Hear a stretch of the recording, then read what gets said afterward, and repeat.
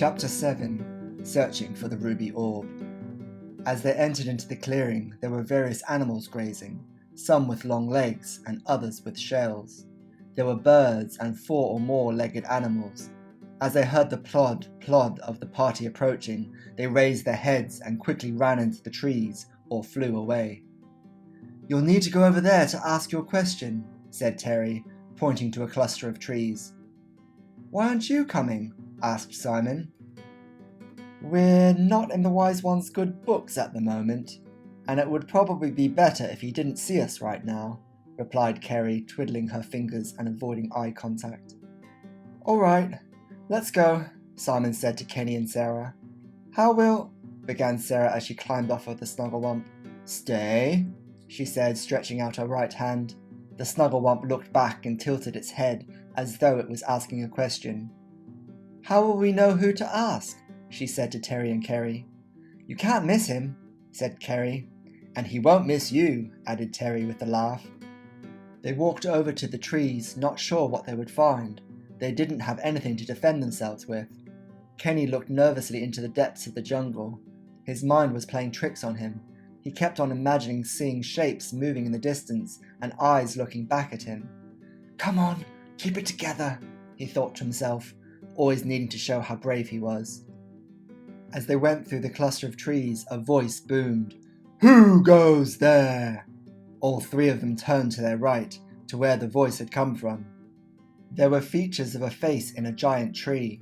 A gnarled stump where a branch once came out was its nose, and its eyes were moss that had grown over the years. "Who are you?" the tree asked, this time more impatiently. "Come closer if you won't speak. My eyes are not what they once were." The 3 of them inched forward, none of them really wanting to be the first. "Ah, it's you," the tree said in a more relaxed tone. "The 3 who have come looking for the orb." "How did you—" began Kenny. "I have my ways," chuckled the tree. "You see, when you have been here for as long as I have, news travels fast." "News from where?" asked Sarah. "From the trees," the tree smiled in anticipation. When he saw their blank expressions, he went on. "Don't you know? Our roots are a network, and how we communicate." "Like the internet?" asked Simon. "What is this internet?" the tree asked. "Never mind," replied Simon. "We were told that you might be able to help." "Help?" the tree asked absent-mindedly. "Yes, help with finding the orb," said Simon. "Oh yes, the orb. There are 3 orbs, 1 ruby, 1 sapphire, and 1 emerald. The closest one here is the ruby." "And how can we find it?" asked Sarah. "Find it? You don't need to find it. It's right there," said the tree, directing them with his eyes. They turned and saw a shimmer of red glistening through the trees and amongst some rocks. Could it be that easy, they each thought? "But things are not always what they seem," the tree cautioned. "Thank you," Simon said excitedly as he ran a little way back. "Terry, Kerry, we found it," he called out to them. Terry and Kerry came rolling along. "Where are the Illumas?" asked Simon. "And Snugglewump," added Sarah. "We left them back in the clearing. The trees are too dense for them to get through here." "But—" began Sarah. "Don't worry, they'll be safe," said Kerry. "This way," said Simon, gesturing to them as he turned. As they passed the tree, he recognized the 2 curlers. "And what are you doing here? I thought I—" Yes, said Terry. "You told us that you never wanted to see us again. But we're helping our friends." He waved his arm to the 3 of them. "We saved them," added Kerry with a smile. "If you say so," he began hesitantly, looking at the 3 small humans. "Just no funny business. I have ears and eyes everywhere." "Thank you, Mr. began Sarah. What is your name?" "I haven't been asked that for decades," the tree said with a sigh. "Although I haven't seen another humanling for at least a year or two. My name? What is my name? Ah, yes, it's Robert. Well, nice to meet you, Mr. Robert, said Sarah formally. A pleasure, my dear, he replied, thrilled to be engaging with someone who upheld even a little bit of the ancient formalities of introducing oneself. Come on, Sarah, said Kenny, wanting to get out of the jungle as quickly as possible.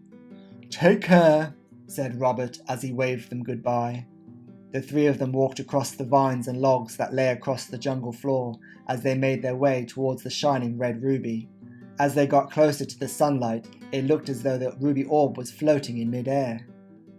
Kenny, always the adventurer, started running. As he got closer, the orb started to fade, and then it disappeared. He came to an abrupt stop. Below him was a deep hole in the ground, with vines growing over the sides. At the bottom of the hole there were lots of rocks that had fallen.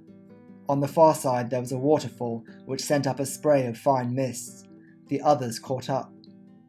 Oh, said Simon as he arrived, slightly out of breath. That's like the cenotes in Mexico.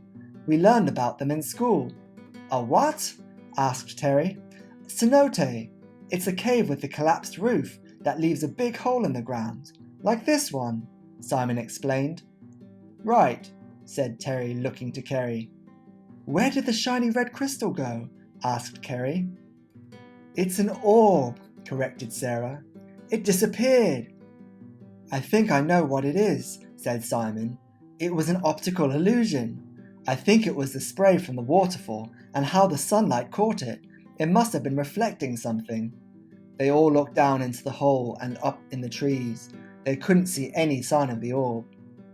Over there, said Kenny, pointing to the far side, beside the waterfall, where the ground and rocks had fallen to create a more gentle slope. It looks like we can get down over there. I don't know, said Sarah, not too keen on the idea of going down into the dark depths of the earth. It'll be fine, said Kenny as he started walking. The others started to follow. After a few steps, the ground beneath Kenny's feet gave way and he felt himself falling. Ah! He yelled out, but it was drowned by the rumble of the ground falling away. His arms flailed and he tried to grab onto something, anything. As he fell, he managed to grab hold of a vine. The others watched in horror as Kenny disappeared right before them. They edged closer to where he had fallen. Don't get too close, said Simon, putting his arm out to stop Sarah from getting too near the edge. They peered over. There was Kenny dangling in mid-air, hanging onto a thick vine. Kenny peered up, his face covered in dirt. Guys, can you help?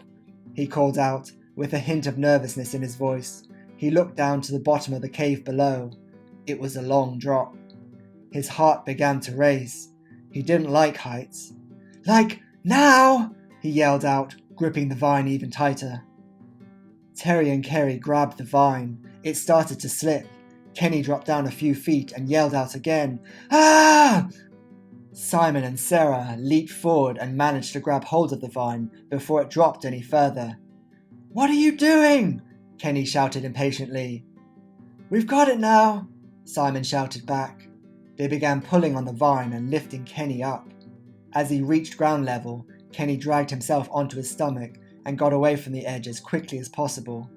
He was out of breath. Next time, he began, trying to catch his breath. Next time you won't be so silly, Sarah said, finishing his sentence and giving him a glare. She was glad he was safe. Kenny couldn't think of anything smart to say in reply, so he just lay there, his arms and legs spread out like a scarecrow.